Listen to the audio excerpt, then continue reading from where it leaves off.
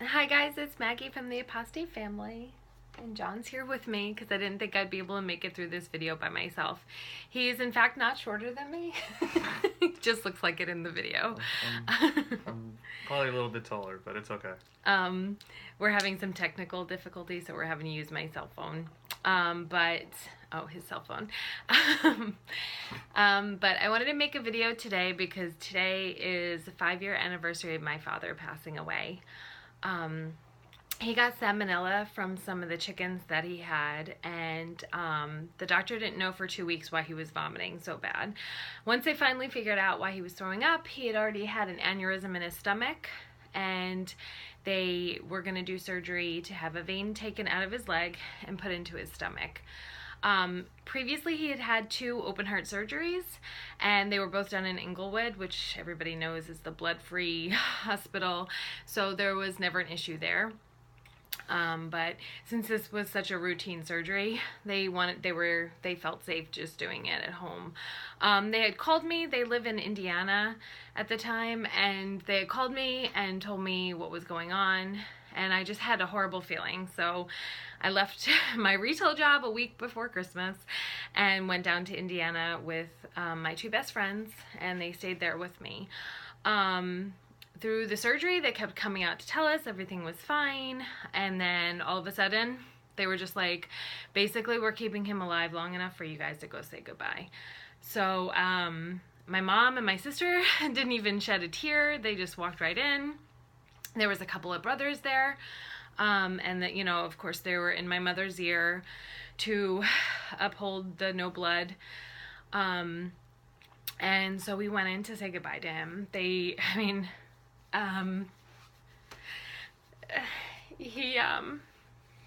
He was just lying there with tubes everywhere, and we basically just got to say goodbye. I was on one side of the bed with a couple of nurses and the doctor, and my sister and my mother were on this other side of the bed, and my mother and my sister were in one ear just begging him to let go, that Jehovah was going to remember this sacrifice, that it was fine.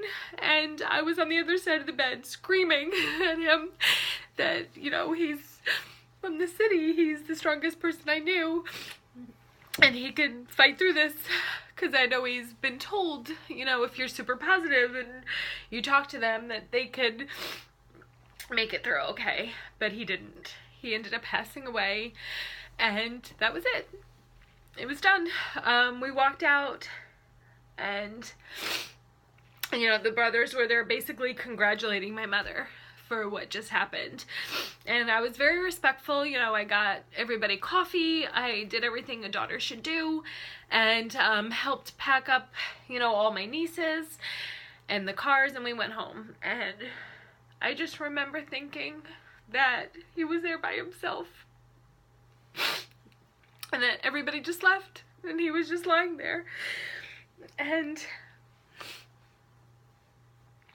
I felt like we just all abandoned him. So I stayed for the funeral. Everybody was actually really great at the Kingdom Hall. Everybody came up and talked to me, even though I was disfellowshipped.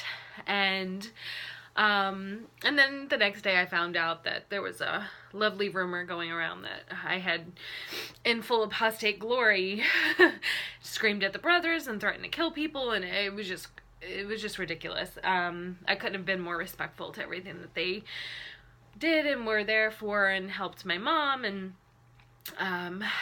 but I was very, very respectful of my mom's decision. Only after we went to clean the house, because my mom didn't want any mess, of course, because she's crazy. And we all went and cleaned the house, and, we kind of picked out of my father's things what we should take. Did I argue with her about, not even about the no blood. I just kind of asked, like, you just made the ultimate sacrifice, like, how do you feel about it? What are your thoughts right now? And that was the first time she had called me an apostate. And I was so horrified and shocked I just left. I couldn't deal with that. And I'm not going to say that he was an amazing person. My dad was a very angry person. He beat us. He drank a lot. He was just angry. And I never understood why. I never understood why he was so angry at all of us. And because I know he loved my mother. He was a Jehovah's Witness for her. He never really cared for the religion. He just did it to make her happy. And I know he had a lot of strain. I mean, he had 4 daughters. My mom didn't really work for the longest time, so it was a lot of strain on one person. But until recently, I just met up with some of my cousins that I haven't seen since I was 12. And my cousin Valerie just told me all these amazing stories about my father and how close he was to her father and how they were inseparable and just they were constantly getting in trouble and just doing crazy things. They were inseparable. And then he met my mother, they got married, and my mother decided to become a Jehovah's Witness. That's when he had to pull away from his entire family. We weren't allowed to have anything to do with them. We went to weddings and funerals, and that was it. I never got to know my cousins. I always heard of how they were worldly, and I couldn't hang out with them. And then just spending time with my cousins this summer was amazing. They are amazing people. And it finally hit me. This is why he was so angry. He gave up in his entire family to be in this cult. And then eventually he gave up his entire life. And I just kind of let this go for a very long time.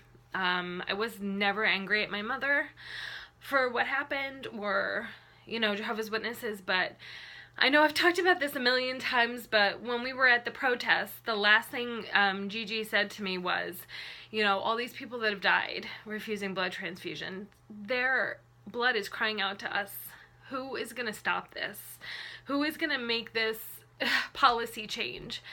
And it's nobody but the victims of, losing your loved ones because of 2 scriptures in the Bible that are misrepresented.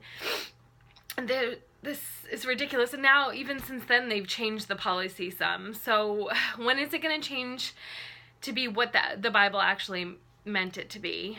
And it's got to be us. I mean, their blood is crying out to us, and we have to be the ones to stop it.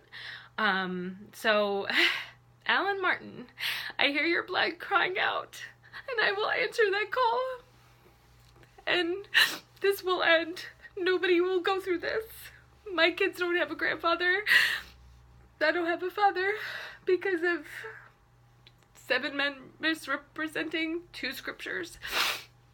So, I just wanted to say my piece. I know this is probably going to be hard to watch, and I'm sorry, but I know there's a lot of you out there that are going through the same thing, and it's not going to stop until we all make it stop.